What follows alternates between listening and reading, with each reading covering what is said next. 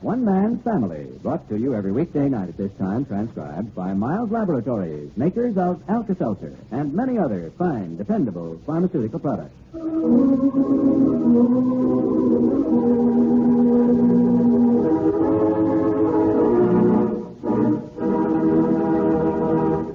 Overheard between Clifford and Paul in Paul's studio. Nicolette's coming over in a little while, Cliff. In that case, I think I'd better get out. Well, you don't have to go on our account. Okay, I'll stick around long enough so it won't be obvious that I'm leaving you alone together. What are you getting at? Nothing. I was out of line, I guess. Forget it. So that's how it is with the Barbours today. Fast-acting Alka-Seltzer is the fast way to relief from the discomfort of acid indigestion. Remember this, friends, and take Alka-Seltzer next time. You buy it on the no-risk guarantee of your money back if you're not pleased with it. And we think you will be pleased, because Alka-Seltzer can give you the relief you want. When acid indigestion troubles you, just dissolve 1 or 2 Alka-Seltzer tablets in a glass of water, then drink it. Notice what a clean, fresh taste it leaves in the mouth, and what a comfortable feeling in the stomach. And don't forget, when late hours and late refreshments threaten to result in acid indigestion later on, take Alka-Seltzer before you go to bed. Alka-Seltzer can relieve your distress, and as a result, you'll sleep better, and you'll wake up feeling better the next morning. Get a package of Alka-Seltzer from your druggist. Chapter 20, Book 80. Many years ago, Paul Barbour established himself in the studio at the top of a house in the family home in Seacliff, San Francisco.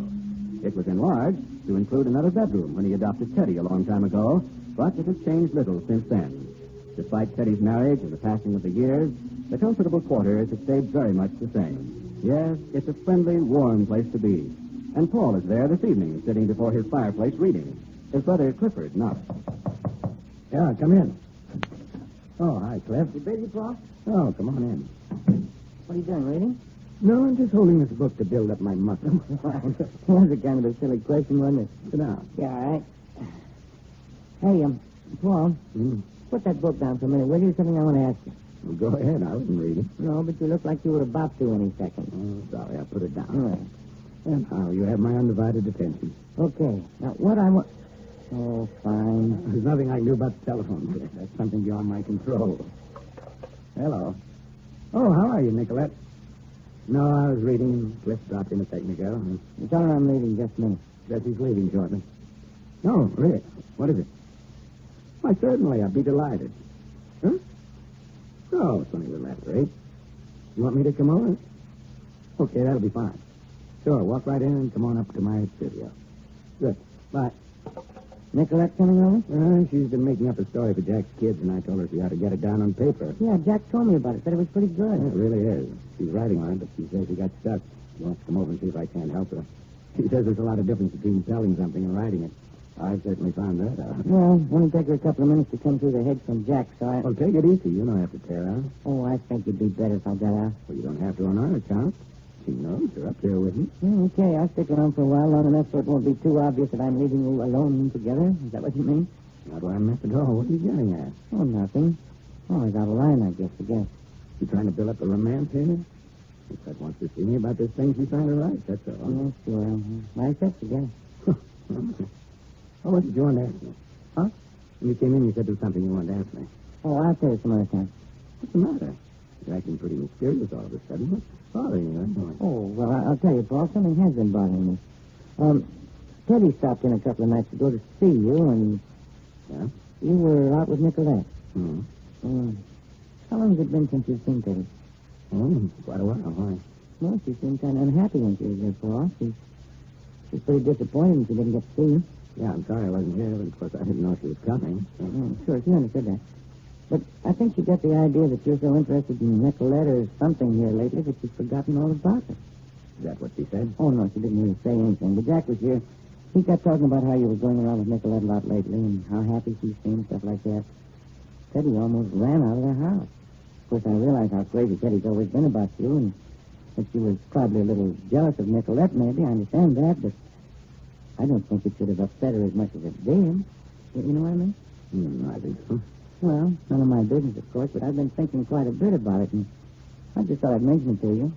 I felt awful sorry for the poor kid. Married to Elwood, living over there in San Rafael, coming in every day and working like the dickens at the hospital and driving all the way back, sometimes late at night. And but that's kind of rough. Of course it is. No question about it. Well, all I thought was it might be a good idea if you'd make a point to see more of her. You know, she wouldn't feel that she's been cut off or doesn't belong here anymore. I asked her why she didn't spend the night here once in a while when she worked late. But said she tried that once and she didn't like it. She told her to go on back to San herself. That's when she was first married to Elwood. Yeah, I know. Teddy said that, but she evidently feels that she still wouldn't approve of her coming over here and staying. Whole point is, Paul, I think she's kind of lonely, and well, I guess she's just not too happy. I haven't said anything to anybody else about it, but I thought I'd tell you. Mm-hmm. Well, thanks, Cliff. I appreciate it. Yes, I don't know if the Nicolette thing the other night just added to the situation or what. Added to the situation? Yeah, I mean, if things weren't so hot between her and Elwood when it came up about Nicolette, that was just more fuel on the flames. Made her feel like she didn't have anybody. Not that she said anything like that. Well, I'm only telling you the impression I got. What makes you think that she and Elwood aren't getting along? Just some remarks she made, nothing definite. Then the other day when Arnie Gans got back from working over there, he said... Oh, come in. Well, I'm glad to see you, Nicolette. What? Hello, Clifford. Oh, hiya, honey. Well, here you are, Nicolette. How about this chair? Thank you. You cold? Oh, no, I just threw on the scarf and came through the hedge. I got here in 2 seconds. I stopped downstairs for a minute to say hello to Mother and Father Barbour. They have a nice fire, too. I hear you're turning into a writer. Paul told you about my silly story. Yeah, but he didn't say it was silly. I have written the first paragraph 6 times, and each time it gets worse. So you see, I do not even know how to begin to write. Well, Paul's been hacking away at it off and on for years now. He'll probably be able to help you. I'll get out so you can get to work. Oh, maybe you could help with it, too, Clifford. No, I'm afraid not. That's hardly in my line. I'll see you later. Okay, Cliff. I would urge you to stay, but I don't want to bore you. You can wait to tell me when it's finished. All right, if I ever do. Okay. I shouldn't have come tonight. Why not? Because you look tired. Why didn't you tell me there is no hurry about this foolish little story? But I wanted you to come, Nicolette. Yes, I thought you did when I talked to you on the telephone, but when I came in, you had such a worried look on your face. You'd be a very hard person to fool, Nicolette. No, I am very easily fooled, Paul, about a great many things. But it doesn't take a great deal of insight to tell when you are troubled. I've known you for a long time, and your moods and your expressions have become quite familiar to me. So it's not surprising that I sensed something the moment I walked into the room, is it? No. Cliff was talking to me about Teddy. Oh? She stopped in here the other night, a couple of nights ago when I was out with you. Oh, yes, Jack told me he had seen her. Teddy's not very happy, I'm afraid. I don't know quite what to do about it. Cliff thought that I had been neglecting Teddy, but I purposely hadn't seen a great deal of him. Didn't tell him that, but I don't think it's wise that I should. I knew Teddy was going to find marriage difficult. That's no reflection on Elwood. It would have been difficult no matter who the man was. You mean because of you? Yes.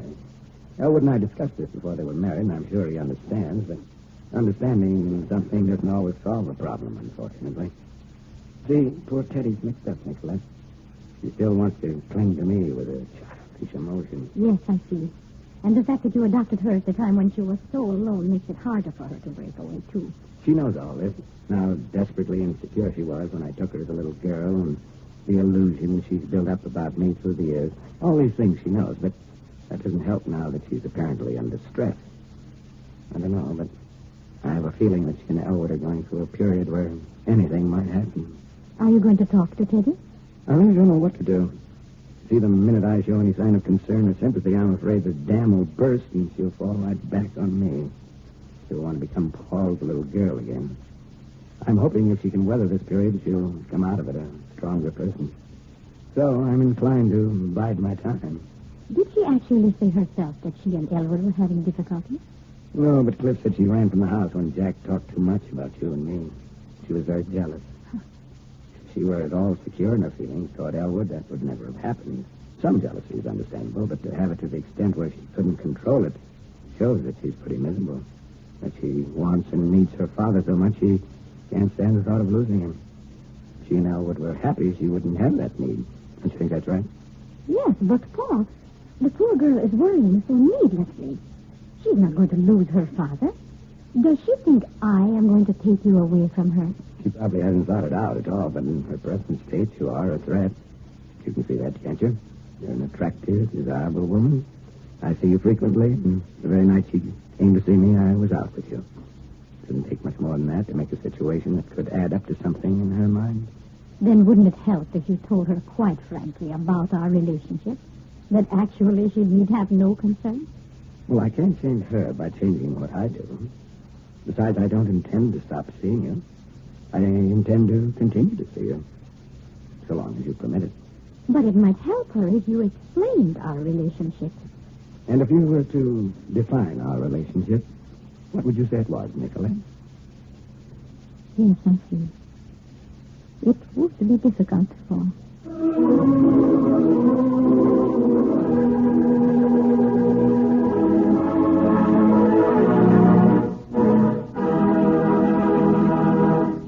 The Barbours will be back in just a moment. Tabson does more. Yes, Tabson, the improved antihistaminic tablet for colds, does more. Because Tabson offers more complete relief for cold symptoms. There's no finer combination formula that medical science has developed. At the very first sign of a cold, take Tabson quick. Feel better quick. Yes, Tabson, because it contains an effective antihistamine to check sniffles and sneezes fast. And that's not all. Tabson does more. Yes, Tabson contains an effective pain reliever for the headache and the ache-all-over misery of a cold. And Tabson does more. yes, still more. Tabson acts to reduce the fever of a cold. So, at the very first sign of a cold, take Tabson quick, the better-than-ever antihistaminic compound tablet made by Miles Laboratories, makers of Alka-Seltzer. Remember, Tabson does more. because Tabson offers better, faster cold relief. Get Tabson, spelled T-A-B-C-I-N, Tabson, the bright red tablet in the bright red package at all drugstores. Here's the family again. Well, I must go, Paul. We haven't done a thing about your story yet. Oh, there's no hurry about it. It can wait till another time. Yes. It'll be a good excuse to see you. And must you have an excuse for that?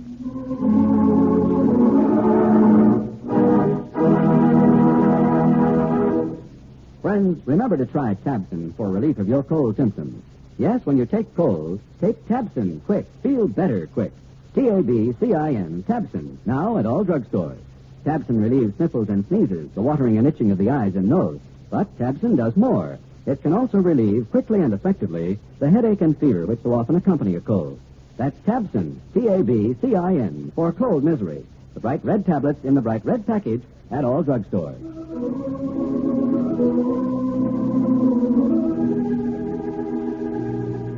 One Man's Family is brought to you every weekday night at this time, transcribed by Miles Laboratories, makers of Alka-Seltzer.